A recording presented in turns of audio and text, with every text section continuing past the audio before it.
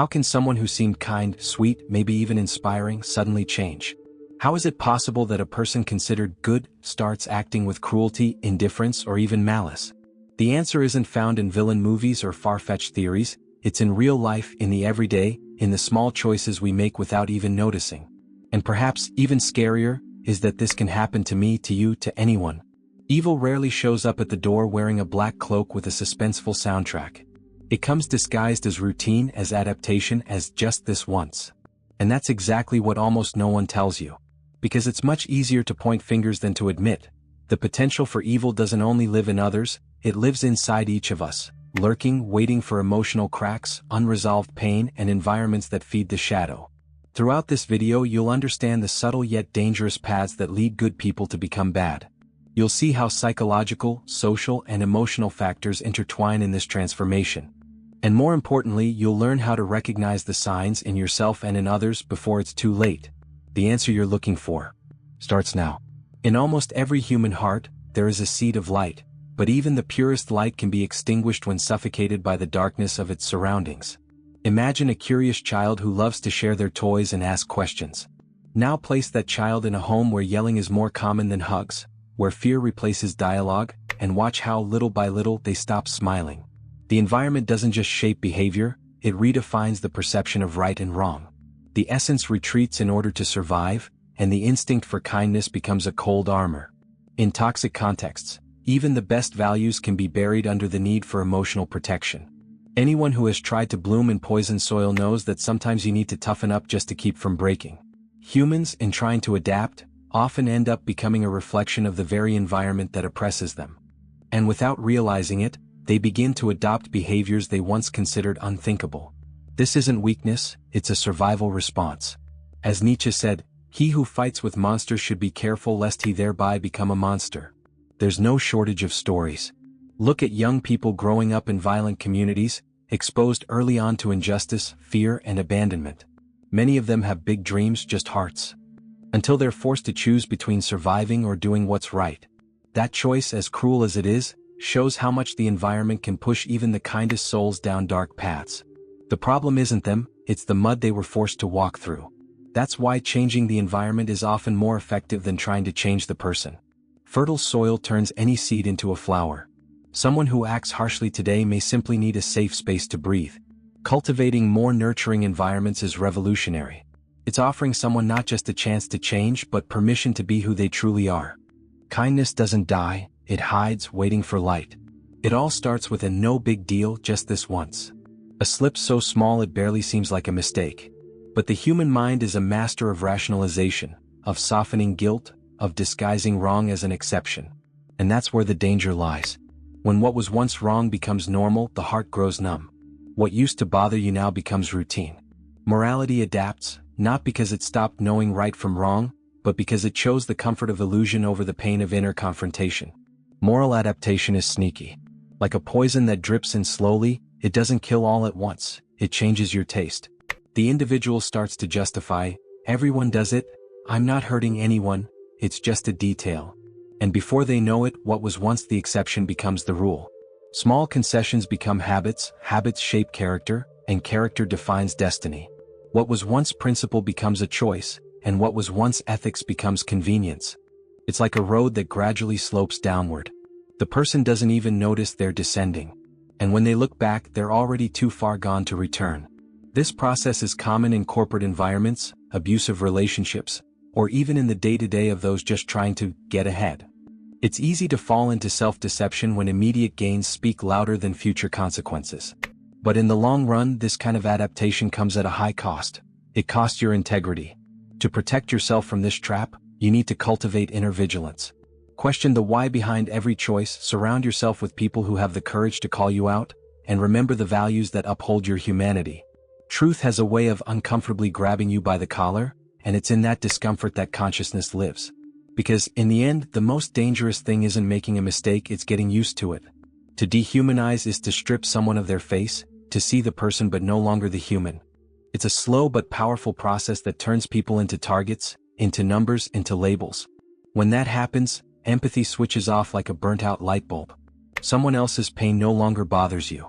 Their tears become whining, their pleas are overreacting. And in that state, even the cruelest actions are dressed up as justifiable. The problem? Every act of violence begins there, when we stop seeing the other as someone just like us. History is full of examples of this brutal effect. Wars, genocides, persecutions. It all begins when a group starts being treated as inferior, impure, dangerous. And language plays a role: pest, animal, vermin, cattle. These words aren't random, they strip away humanity. If the other is seen as a threat, attacking starts to seem legitimate. And over time, the heart hardens, used to hurting without guilt, to judging without knowing. This also happens in everyday situations. In traffic, online, at work. All it takes is for someone to make a mistake, to disagree, or to seem different, and here it comes. The anger, the judgment, the urge to strike back. That's when the effect of dehumanization quietly creeps in. When we forget that on the other side is a human being with a story, pain, dreams, fears. Someone who has also cried alone at night. Remembering that isn't weakness, it's strength. The strength not to lose your own soul. To resist this tendency, we must humanize the other, even when we disagree, even when we're hurt. Practice listening, develop compassion, seek to understand before condemning. Instead of reacting with hatred, respond with awareness. Is it hard? Very. But that's what separates us from chaos. Because, in the end, the more we see others as human, the more human we become ourselves. Emotional bill comes and it's usually high. Authenticity, not ones that replace it with obedience disguised as loyalty. It's scary to realize that evil doesn't always wear a villain's face. Sometimes it wears a suit, clocks in on time, and makes jokes at the coffee machine. Hannah Arendt called this the end, expecting you to just obey. That's where your freedom lives. And maybe your greatness. Unresolved hurts don't disappear, they pile up like dust under the emotional rug. Over time, that pile becomes a weight, then a wound, and finally, a weapon pointed at the world. Resentment is treacherous. It walks beside you, whispers in your ear, feeds dark thoughts. And when it finds space, it explodes. The person who once silenced their pain now screams. And often, screams at someone who had nothing to do with it. Long-held frustration turns into faceless rage. You can see this in the little things. The friend who snaps over something trivial, the coworker constantly on edge, the mother who takes out her stress on her child. None of these behaviors came from nowhere. They are symptoms of old, unprocessed pain, swallowed words, frustrated dreams. The mind, when it can't find a healthy outlet, finds dangerous valves. And then comes the desire to punish, to hurt, to take justice into your own hands. But revenge doesn't bring peace. It only brings an illusion of relief followed by guilt. True liberation comes from processing what you feel, naming the pain, and seeking help if needed. Keeping a journal, going to therapy, talking to someone you trust, meditating. Reading works that shine a light on that path, like writings by Viktor Frankl or excerpts from the Stoics, can be healing. The important thing is to transform resentment into learning, not into a weapon. When we understand that holding a grudge is like drinking poison and hoping the other person dies, we begin to let go of the chains of the past. It's not about forgetting what happened but reframing it. And that takes courage. The courage to revisit wounds without becoming their prisoner. Because a life guided by anger is a life impoverished of possibilities. And no one deserves to live chained by pains that should have already been healed. When the ego bleeds, it doesn't ask for help, it strikes back. The pain that comes from rejection, humiliation, or loss often doesn't turn into tears, but into a desire for control. It's as if, by dominating others, the person tries to regain something they lost from themselves. Power in this context isn't a conquest, it's compensation. And the problem begins when untreated emotional wounds become a justification for hurting others. People with wounded egos can become silent tyrants. They correct with aggression, lead with fear, demand obedience to feel like they still matter. They're the boss who humiliates, the partner who manipulates, the relative who doesn't respect boundaries. Not because they're evil but because they feel small. And the smaller they feel inside, the greater their need to control what's outside. Control becomes an emotional crutch. But the truth is no one heals by hurting. Control may give a false sense of strength, but inside, the void remains. The ego doesn't need war, it needs care. It needs spaces where it's okay to fail without being judged, relationships that validate without flattering, self-knowledge. The person needs to understand that imposing power isn't a sign of strength, it's disguised weakness. Only those who are at peace don't need to prove anything to anyone. If you saw yourself in this mirror, don't blame yourself, take care of yourself. Unhealed emotional wounds are common, but they're also treatable. Seek practices that reconnect you with your essence. Therapeutic writing, meditation, honest conversations. Sometimes, the simple act of listening without trying to win is already a step toward healing. Because, in the end, true power is being able to be kind even after being hurt. Empathy is like a muscle. When not exercised, it atrophies. And the most dangerous part is that this loss is usually subtle, almost imperceptible. Little by little, the suffering of others stops bothering us. What once deeply moved us becomes just another headline, another case, another statistic. And the repetition of violence, whether real or symbolic, makes the eyes see, but the heart feel nothing. This emotional detachment is a defense mechanism, of course. In a world so saturated with pain and conflict, it's natural to want to protect oneself. But when self-protection becomes indifference, the soul begins to harden. The person continues with life, but something inside shuts down. And that emotional armor, instead of protecting, isolates. Losing empathy doesn't just distance us from others, it distances us from ourselves, because empathy is the bridge that connects the self to the world. Often, this numbness comes from constant exposure to violence, like in healthcare workers, law enforcement, or residents of high-risk areas. In other cases, it comes from overexposure to negative content, like social media that normalizes suffering or entertainment that glamorizes pain. In these situations, the challenge is to remain sensitive without breaking. A difficult task, but a necessary one. To regain empathy, we need to rehumanize our gaze. Practice active listening, volunteer in social projects. Read real stories of pain and resilience. Reconnect with human fragility. Because feeling is an act of courage. And in times of indifference, keeping your heart open is a revolutionary gesture. Empathy isn't weakness, it's the strength that keeps us from becoming numb to the tragedies of others. Every human being carries within them both light and shadow.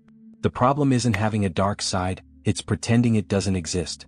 When we deny our anger, envy, pride, or fear, we don't eliminate them. We just push them into the basement of our consciousness, where they grow in silence. And one day that hidden side knocks at the door, not to talk but to take over. What is repressed returns with force, because what is not integrated seeks revenge. Carl Jung said, "No one becomes enlightened by imagining figures of light, but by making the darkness conscious." Ignoring the shadow is like walking beside a starving beast. Sooner or later, it bites. This side may show up as sudden rage, impulsive decisions, or self-destructive behavior. And the irony is, the more someone thinks they're too good to have a shadow, the more dangerously blind they are. Recognizing your own shadow isn't surrendering to chaos, it's taking responsibility. It's looking in the mirror with honesty and asking, what am I avoiding when I judge myself as superior? What am I hiding when I point out someone else's mistake? When we identify our darker impulses, we gain power over them. The monster only takes over when we don't know it's there. Once we know it, we can teach it to sit, to listen, to coexist. And how do we do that? Self-awareness is the way. Therapy, journaling, deep meditation, self-inquiry practices. Looking inward without fear. Embracing the complexity of being human. Because no one is made only of virtues, we're a mix of light and shadow, fear and courage. And only when we accept that can we live fully, without masks, without explosions, without self-sabotage. Few things blind us more than the certainty of being on the right side. When someone sees themselves as morally superior, everything they do is covered in a veil of righteousness. Even when they hurt, exclude, or humiliate, they tell themselves, it's for the greater good. This conviction is dangerous because it numbs self-criticism and turns any behavior into something justifiable. The person doesn't realize that, in trying to save the world, they might be stepping on it. This phenomenon is common in social, religious, and ideological movements, where the cause becomes a flag and the human becomes an obstacle. The speech becomes more important than listening, the argument more important than compassion. And in the process, cruel acts are easily justified as necessary.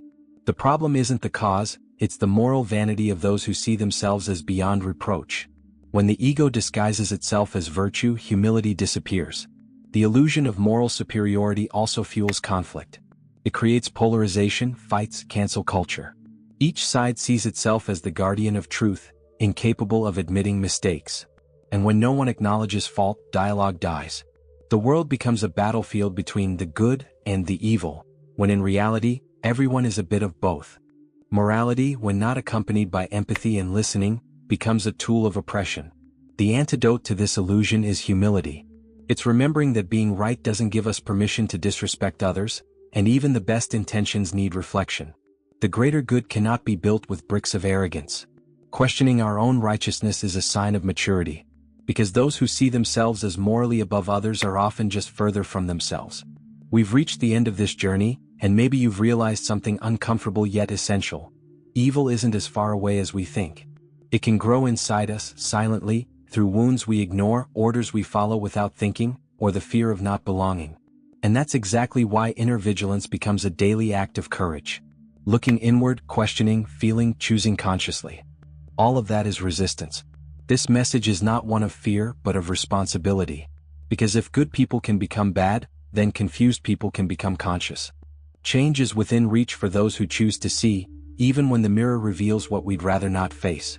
Remember, evil feeds on silence, omission, and normalization. And you, who made it this far, have already taken a step beyond the majority. If this reflection touched you in any way, if it lit a spark inside, then don't let this conversation end here. Subscribe to the channel, turn on notifications, and stay with me on this journey toward more awareness, more humanity, and above all, more truth. Because in the end, those who face their own shadow light the way for others.